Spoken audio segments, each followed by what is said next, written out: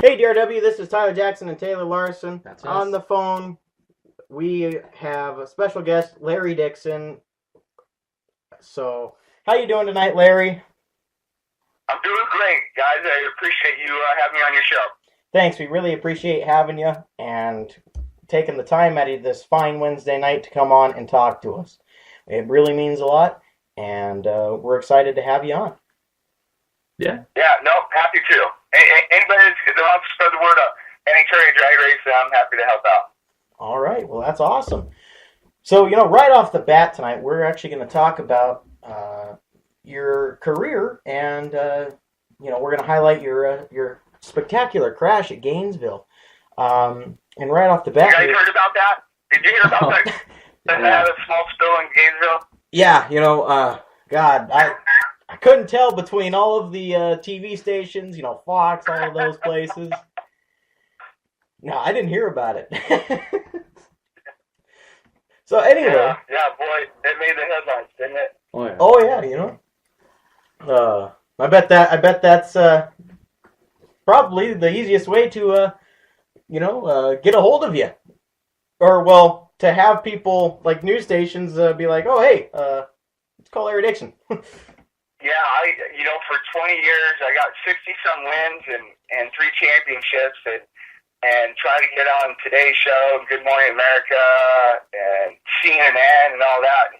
Have a small, very minor spill in Gainesville like that, and then all of a sudden you got all them people calling it. So it's I finally figured it out. It's not for the faint of heart to get on TV in that fashion, but we were able to do it.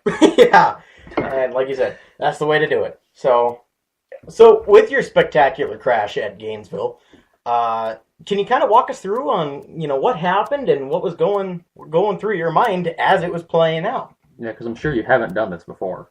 Yeah, well, like for me, I just I look at it. It was just it's a shame losing such a good car. I mean that's really, it's like losing a friend or something, because the car was running really good. Mm-hmm. We had it.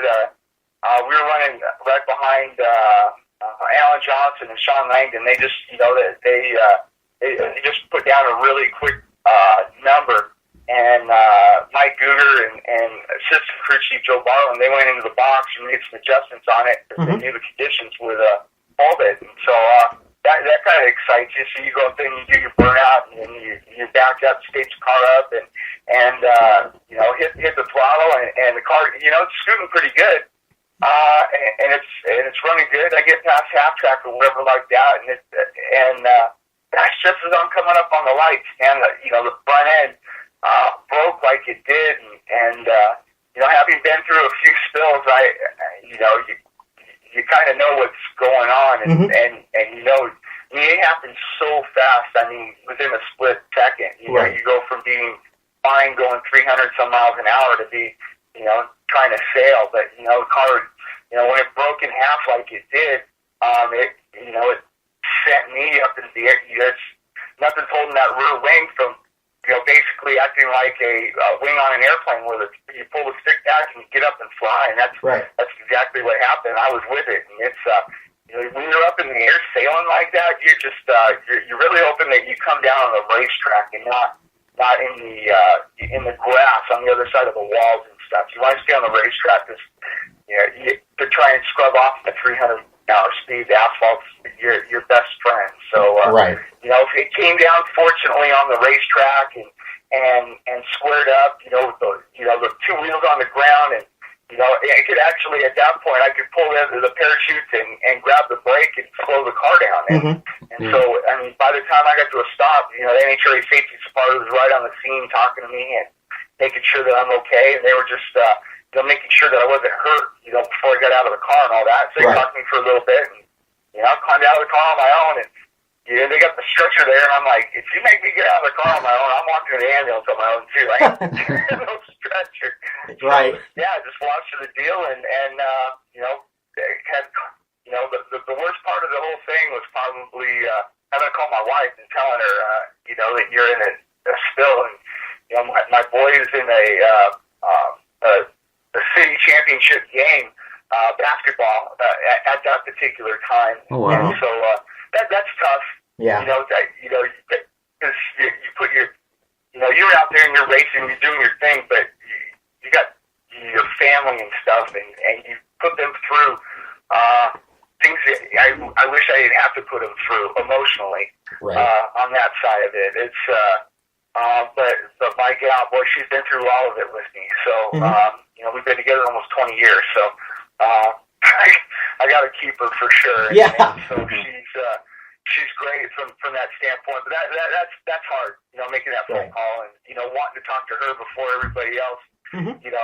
Tries to paint whatever kind of picture. Let her know I'm all right, and we'll be okay, and we'll we'll get through this just like we'll get through the rest of them.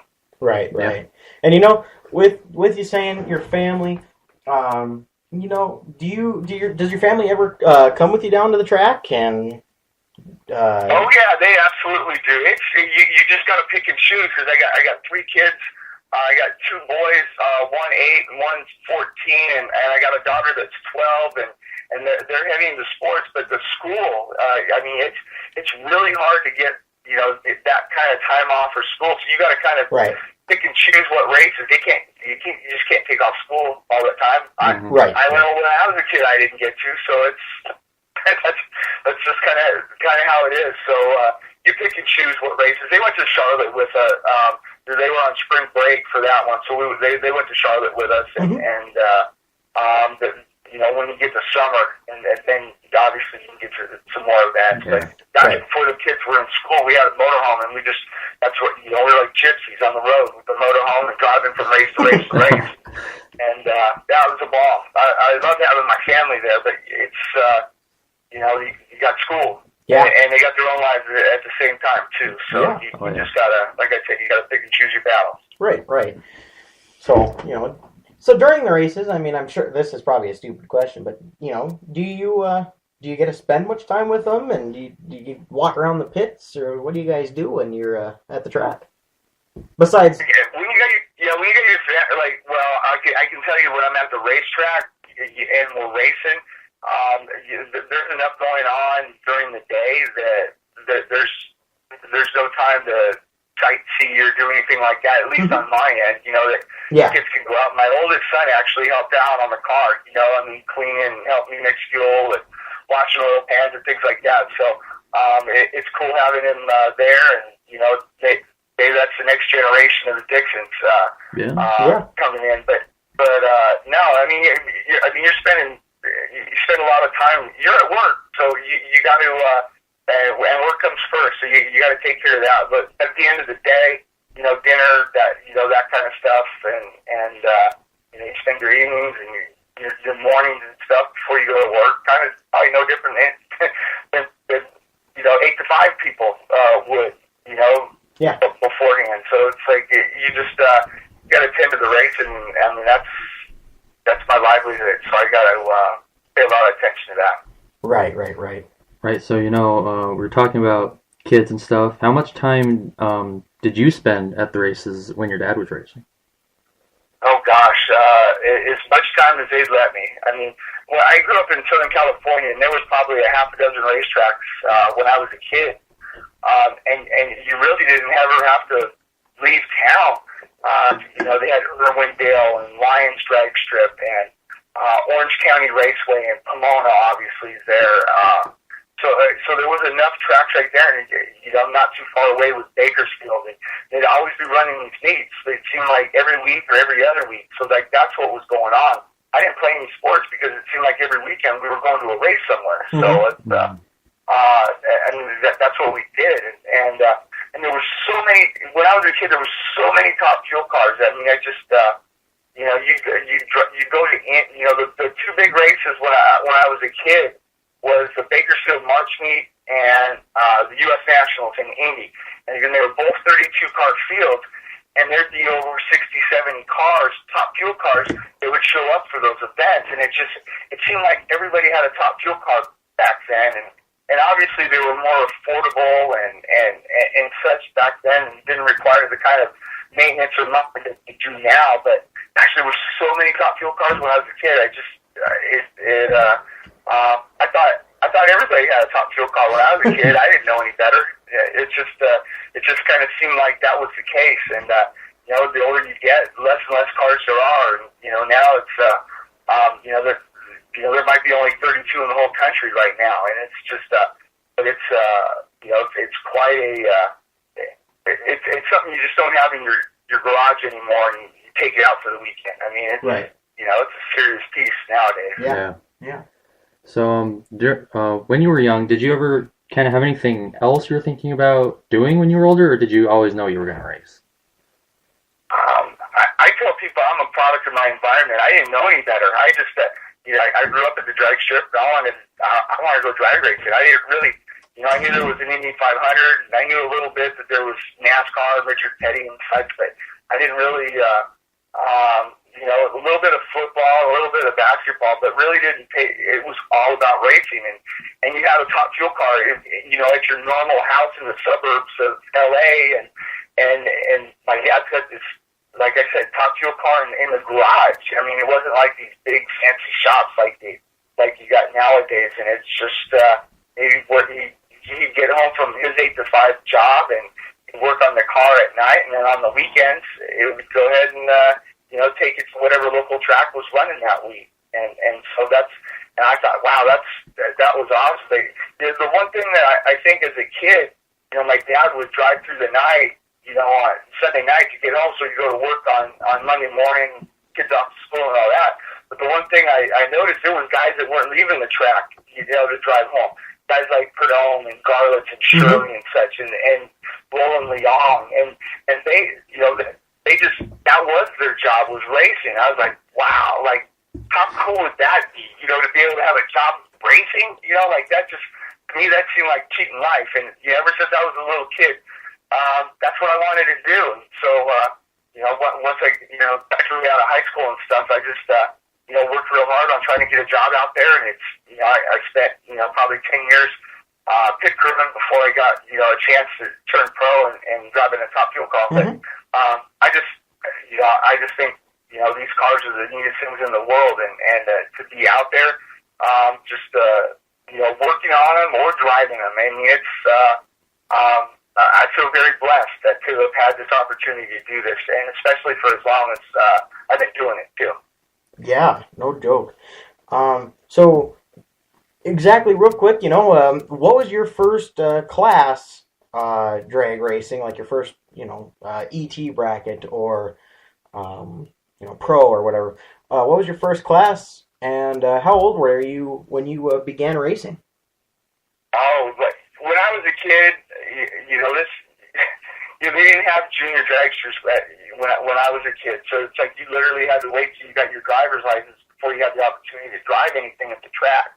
And, and for me, I grew up in the San Fernando Valley, Southern California area, in Van Nuys, and we had a high school bracket program.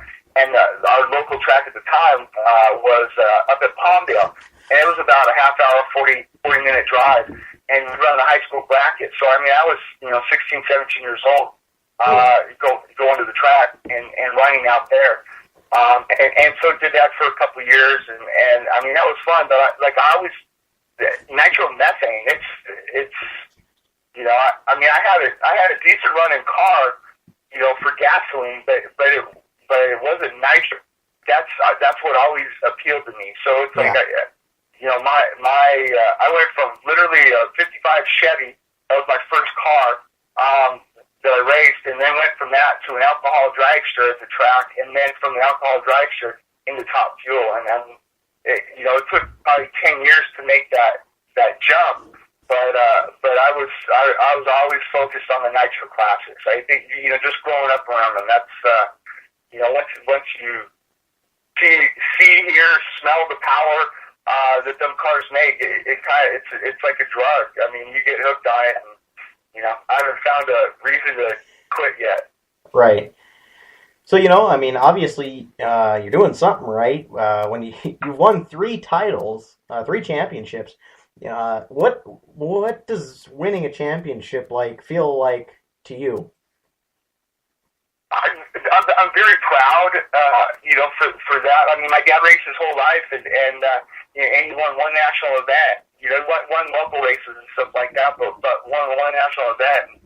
You know, only chased the points a couple of years, and you know, being part of a team, you know, where you know what, the driver can't be just good and the crew chief bad, or you know, you can have a good driver, good crew chief, but a bad crew. Like, everybody has to be good to, you know, for a whole year to win a championship, and that's something I was really proud of. And you know, up until I won driving, you know, the teams that I crewed for had never won a championship. So, like, being a part of that, it was just, I'm very proud of that accomplishment. And then being able to do it 3 times is, you know, just feel very blessed to be part of a, you know, some really good teams. You know, you gotta be well funded. You gotta have really good equipment.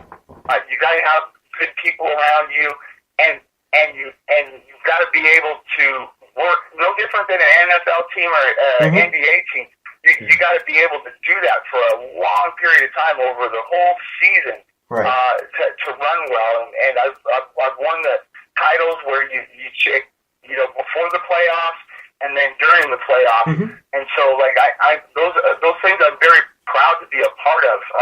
You know, some really good teams and just around some good people, and just learned a lot. So I just, you know, I don't throw the word blessed around a lot, and I say it a lot because I do feel blessed, you know, for those opportunities, and they're still coming.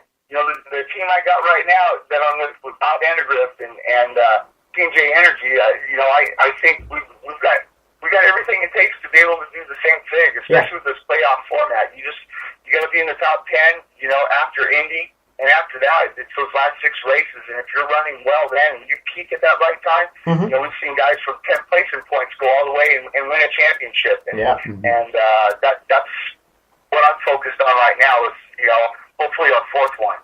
Yeah, I mean, you always got to look forward to another championship. And, I mean, every driver looks forward to it. And so... Yeah, it's just real hard. I mean, they don't pass those things out, so it's only one team gets it every year. You know, the way Tony Schumacher runs, it's hard to, you know, slide one in between some of his. So, but it's like I said, it's something I'm really proud to be a part of. Some really good teams and around some really good people, and so like I said, that's what keeps you coming back is the chance for another. Oh yeah.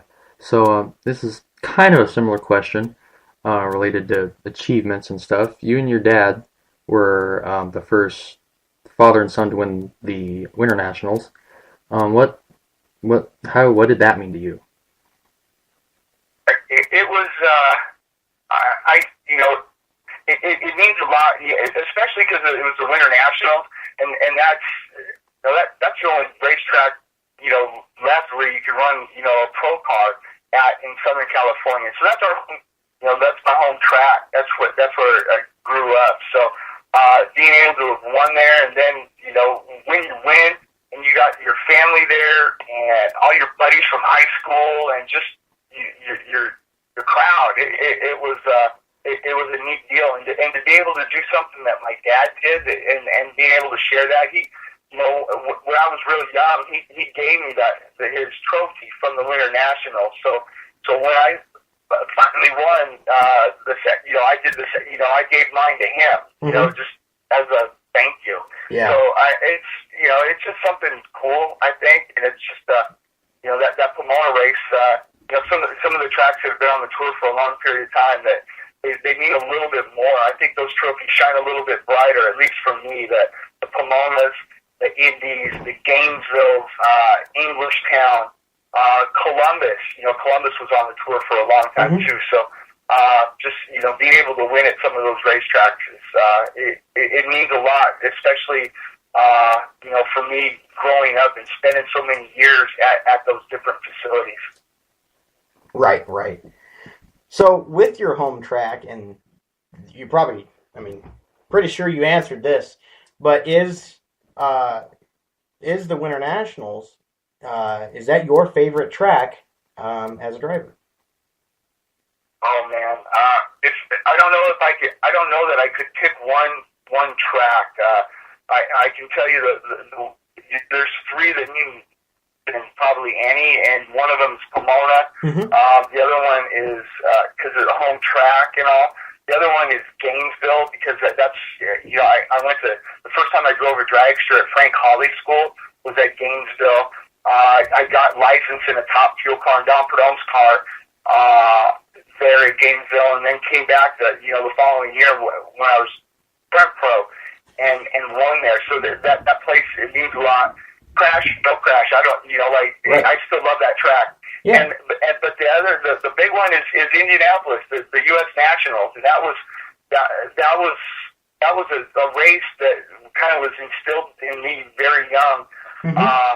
That meant more than the others, just from the fact that was the only race on the tour that had a 32 car field when I was a kid. Like other racetracks, national events, some of them would be 8-car fields, some would be 16-car fields. But Indy, that was the big one, and it had 32 cars, and it seemed like everybody from all the corners of the country would congregate at Indy, and it's like if you did well there, it kind of knew where you stacked up against the rest of the competition, across the country. So it meant something, to me very early on. So.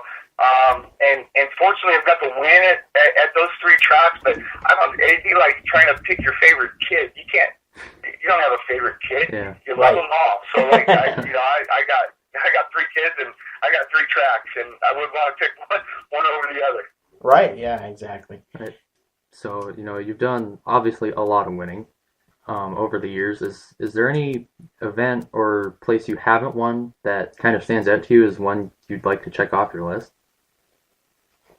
There's two tracks on the tour right now that I haven't won at is St. Louis and Epping, New Hampshire.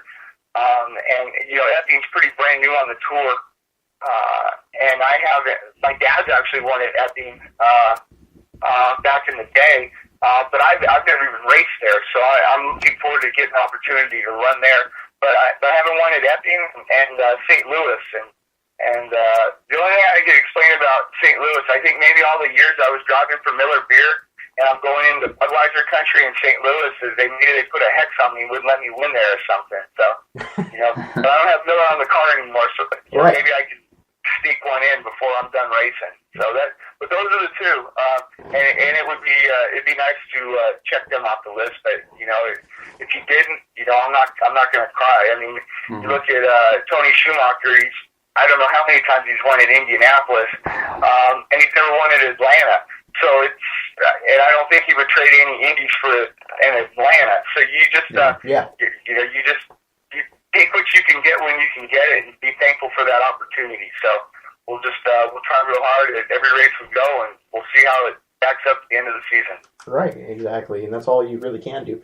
And of course, I mean, you don't try to lose a race, and your team, I mean, all the teams, they work extra hard, every weekend. But, while you're sitting there getting strapped in and you're just sitting in the staging lanes, what's going through your mind as a driver? By the time you get strapped in the car, you're really starting to focus on, your task at hand, what you need to do. What's in what qualifying session it is, how important it is to get the car from one end to the other, because there's some runs that'll go out there and spin the tires and you abort the run and done. But if you're not qualified in the field and it's, on Saturday, whether it's your third or fourth qualifying run, you gotta make a judgment call, right. on the run, on what you do with it. So, there's different things, but it's really trying to focus on the run. What you need to do as a driver to give your team the best opportunity for a good time slip. Right. And that's what I've always tried to do. Every racetrack's got a little bit, even though they're all straight and they're all 1,000 foot. every racetrack's got different personalities to it. Whether it's bumps or dips or the groove of the racetrack, whether it's straight or goes to the left or the right, and so it's data that you end up collecting over the years, and you try to hope that gives your team an advantage, on a given weekend. So just kind of be focused, paying attention, doing everything you can to try and help your team have the best shot at the best time slip they can get. Right. Oh yeah. You talked a little bit about time slips, obviously. So a couple of years back in Australia, you set a new quarter-mile record. What was that like for you? It was, for me, it was, the day before was a little bit wild. I try not to make a habit of being spectacular, but sometimes it happens. Yeah. I went down there to run, and the car had, a little bit older equipment, and had, ended up breaking an axle and lost a wheel. And actually did a 360 on the racetrack without actually touching the wall. So it's and by doing it in that fashion, it allowed us to be able to put another rear end in the car and run the next day, where we set the national record down there and run. But for me it was running quarter mile, and it had been NHRA put on the quarter mile in 2008. And so you go to 2013, so I hadn't raced a quarter mile in 5 years. And, there's some people that race the top fuel now that have never even raced a quarter mile.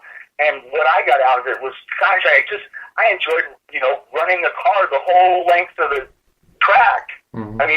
For me, I enjoyed it. It was, it felt nice, it felt right, and it just, it felt good. And, to be able to go down there and run, a national record time, not over 330 miles an hour, it was a lot of fun. It was very enjoyable, right? Mm-hmm. And they still run quarter mile down there, and but I had a good time. I drove the Rapisarda family car, and they treated me real well, and kids were on spring break at the time, so they got to go. My whole family got to go down there with me, and we spent a week and a half down there and doing some sightseeing and such. And that would have been an opportunity. I don't know if I'd ever get an opportunity to go to Australia. A strong enough reason to go, and so being able to do that and bring your family with you and all that, we had a great time while we were down there. So it worked out good, and still have a national record. So that's something I'm pretty proud of. Yeah. That's quite an achievement. Definitely something many people don't just get to do. Mm-hmm.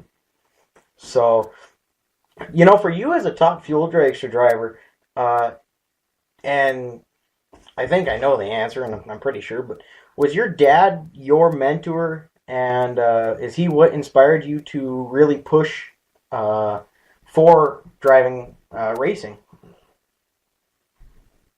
He actually he didn't push me on racing. And having kids, I understand it a little bit better now. You want your kids, you don't force. At least I'm not. You force them to go in whatever direction. Right. But whatever they do, you want them to try and put their heart into it and try and do well and try and be the best at it. I tell that to my kids. It's like, you're a Dixon, and whatever you do, it's like you got our family name, so you want it, make you proud. Work as hard as you can, and so you just do that. And my dad was probably the same way. Yeah. With me, and he just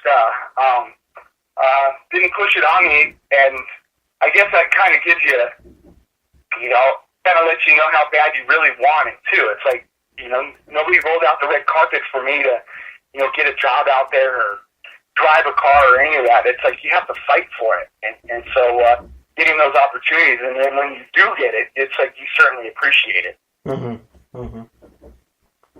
So, like you said, now, do your kids,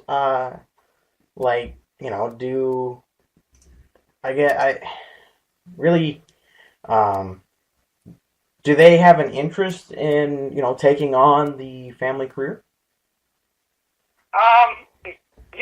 Like my boys, I mean, they look at it kind of hard to read Right. a little Okay. bit. If I had to pick one out of the three, I'd say probably my daughter. Oh, really? And that that makes me proud because Mhm. it's our sport is not, there's no gender bias. Right. Yeah. You got Shirley Muldowney paved the way for every Yeah. girl to make it easy for them to be accepted to do whatever you want to do in drag racing, and you can. Mhm. I mean, she worked her tail off to pave that road for them, and so with my daughter looking at racing, it's kind of neat. So I mean, if it's something that she wanted to do, like I'd help her however I can. Right. Yeah. But they're still pretty young, Yeah. So you just they got time. Yeah. And I mean, But right now they're all into stick and ball sports. So it's so with my daughter looking at racing, it's kind of neat. So I mean, if it's something that she wanted to do, like I'd help her however I can. right. Yeah. But they're still pretty young, Yeah. So you just they got time.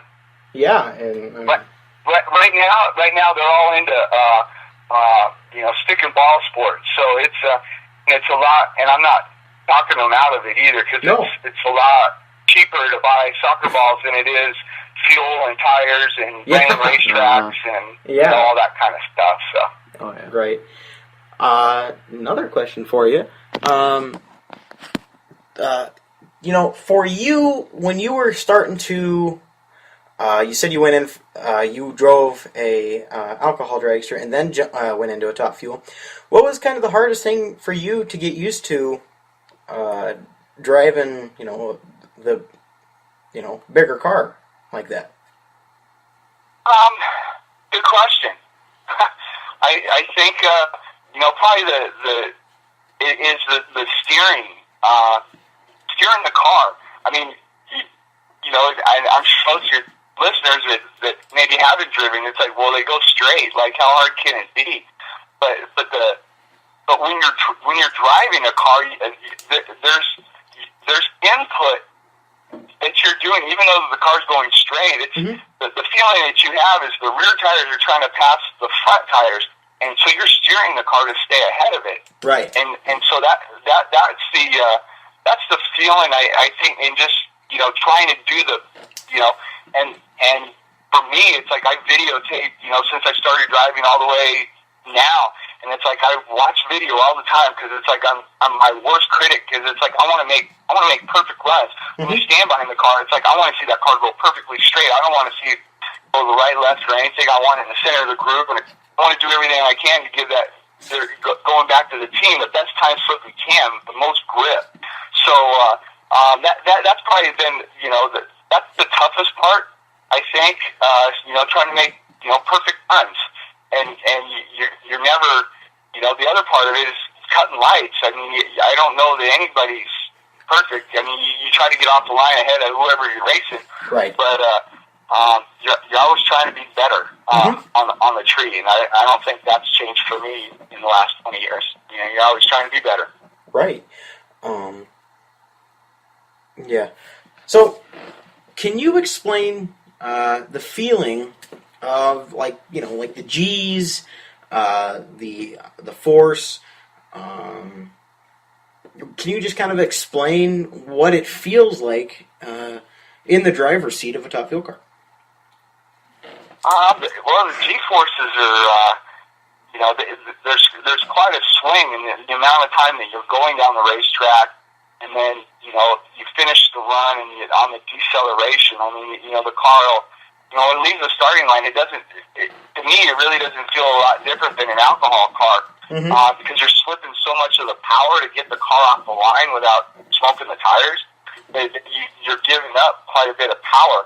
But then when the difference is, though, it's like when the car, when you stop slipping the clutch, and it's giving it all the power, 200-300 feet into the run, and then, you go from leaving the starting line at, 3.5, 4.5 G's, and then when you apply all the power, it'll go, 5.5, 6 G's, Right. when when we had better tires and the cars were lighter, it'd go over 7 Gs. So that acceleration, as it goes down, it's still pulling, a G at the finish line, and then you shut the car off and then hit the parachutes, and then you got negative 5 Gs going the other way. So you can have almost a 12 G swing in a matter of a few seconds. So the G-forces, but I mean, you're bolted in the car. I mean, it's not like a fighter pilot, like where you're switching directions and all of that. It's, everything is, either going forwards or backwards as far as the G-forces. So, and I've made a lot of runs, so you get kind of used to it too. So it was definitely more dramatic when I started driving, because I think I wasn't used to it, and definitely noticed it a lot more than I probably do now. Right. So, what was I going to say? Oh, yeah. Spaced out there. Wow. So, you talk about, recently, we saw, kind of a transition period, with kind of some new things, and especially mainly like the 6-disc clutch. Just talk a little bit about that, like the transition, and what seems to be work better for you as far as that goes. Well, I think, right now, obviously, there is a lot of talk about the 6-disc clutch, and it's just because of the amount of power that the cars make. Because when you leave the starting line, no matter how much power you make, I mean, say you make an extra 1,000 horsepower, but when you leave the starting line, you can't apply any more power off of the starting line. Because you're limited to the amount of grip on the starting line. There's some places that have more grip than others, but you got to. So if you're making more power, but you can only use let's say your engine makes 9,000 horsepower, and you leave the starting line, and you can only use 4,500 horsepower to get off the line, because if you use 5,500 horsepower, it'll smoke the tires. Well, now all of a sudden, because of this new blowers and better cylinder heads and more fuel pumps and all that, now engines make 10,000 horsepower. Well, but I could still only use 4,500 on the starting line, but that means the clutch has to slip that much more, so it builds that much more heat. So, and it ends up, what happens is you get the clutch too hot, it's centered iron disc, you get it too hot, it'll actually weld together. It gets so hot, it gets so red hot in the middle of the racetrack that it welds together. And then all the adjustment's gone out of the clutch. So when you bring in an extra disc, going from a 5-disc to a 6-disc, now you get to take some of that plate load and kind of distribute it on another disc. So now that the clutch actually operates cooler and it's more adjustable. But it's a big move for teams to make that adjustment. So it's and the power levels of the cars are kind of coming back up. I mean, if you want to go back a few years, before they had the 90% rule on the nitromethane, we ran 6-disc clutches a long time ago, and then they took the power away from us, and then we couldn't use a 6-disc, so you put a 5-disc back in. Now they slowly worked their way back up, making good power again. Now the 6-disc going back in. So it's just, it's an adjustment. But you don't notice the amount of going from 5 to 6 when we're on cool tracks, in the spring and in the fall. But in the summertime, where the tracks are hotter and you need the clutch to slip more, it becomes more of a factor to have a 6-disc versus a 5-disc, because you weld the clutch up, and on a hot racetrack, it'll end up smoking the tires down the racetrack. And it's got the 6-disc and got his setup right, and end up beating you. So it's something that you got to have nowadays. So, but our team went from 5-disc to a 6-disc over the winter time, and we went testing at West Palm, and gosh, it just really, Joe Barlam, we hired him from the Alan Abbey team when they shut down the one car over the winter time, and he really helped out a lot to make that transition from 5 to 6-disc. Like, wasn't no big deal. It really wasn't. I mean, you put it in and forgot about it. So it's from that standpoint, it's been really nice. Yeah. So we're actually out of questions, but we had some fans get a hold of us, and a couple of fan questions. This one's from Heather Parker out of Billings, Montana. Let's see here. What do you recommend for the younger generations of racers that are coming into the sport? Well, it really depends on what you want to do. Career-wise, in the sport of drag racing, you want to drive, you want to crew chief, you want to crew. What is it that you want to do? And I mean, there's different areas. If you want to drive, you go through, Frank Hawley School or Roy Hill School or something like that. And if you want to crew, you go to your local track and you go to a divisional race and you start helping out a team, just hang out with them and start washing oil pans and get some experience that way, and then work yourself into a full-time deal, and then once you get some more experience, then hopefully if you've got the skill and the talent, then you can get on a bigger team and do the full tour, be on a Boris or a Schumacher team, something like that. So what I'd say is it's like whatever your desire is, it's like don't take no for an answer. It's like if you get a no, it's you don't quit. You just keep looking for that yes, and don't give up if that's what your passion is and that's what you want to do with your life. Right. Keep grinding until you finally get to where you want to go. Right. So, what's our next fan question, Ted? Right, well, we had a fan question coming on Twitter. This one's kind of an off-the-wall question. Not really related to anything, but we thought it was kind of interesting. If you were to get a new phone, what would be the first app you would download? Oh my gosh.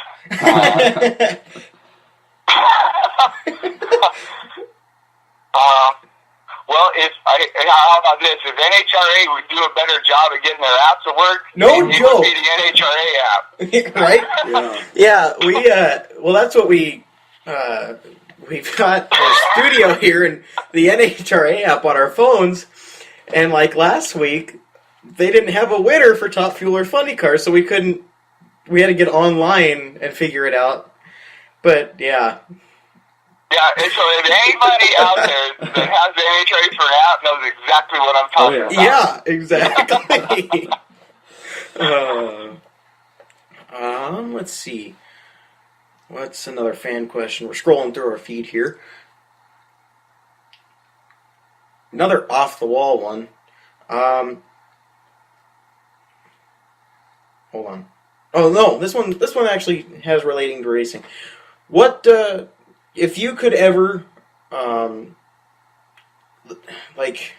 okay, hang on here. Okay, we're gonna skip that one. I don't really understand it. What is your favorite thing to do while not racing? I think we actually asked you that. Oh gosh, now it's going to my kids. They play basketball, and my daughters travel soccer. So going and watching them and supporting their sports. It's what I enjoy on the family side of things. I got a couple Harleys that I used to ride a lot before I had kids, and now it just doesn't seem like there's time to. But I still have them because I figure at some point in time they're going to be tired of their dad watching them, and they'll be over me. So I can go back riding my motorcycles again at some point in time. So, but I really enjoyed riding the bikes as well too. So I'll get that back in one of these days. All right, awesome. So another one here. If there was, and you might have done this or do this already, but what other kind of types of cars, whether it be drag racing or not drag racing, would you kind of like be interested in racing?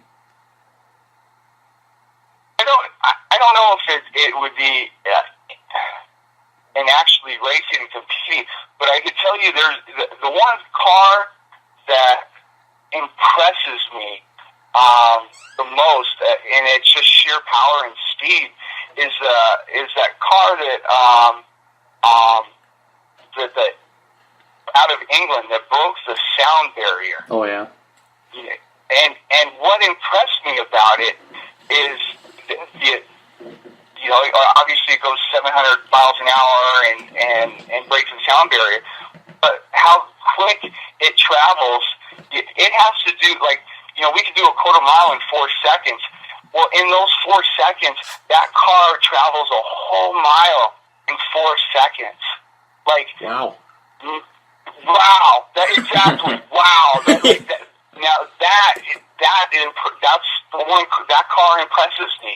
And now they're building a car to go 1,000 miles an hour now, but they're using an IndyCar engine to run the fuel pump to power the engine. Just for the fuel pump. Mm-hmm. And so, but being able to travel a whole mile in 4 seconds, like, that's, that makes us look like we're little kids, juniors, or something. That's impressive. That kind of power impresses me over what we do. And we actually took a trip down to Australia 2 Christmases ago now, and while we were down there, we got to see a land speed car, and maybe you know him, by the name of Roscoe McGlashan. I don't know him. Oh, okay. Well, his goal is 1,000 miles an hour too, and so it's been kind of fun for us to watch and try and see who's going to get there first. But man, we went down there and we saw this car, and this thing is just the longest car. It's the giant shipping containers that are on the trains. It was, I think he said it was two of those. They actually had to split the car in half to transport it. But I'm like, wow. Yeah.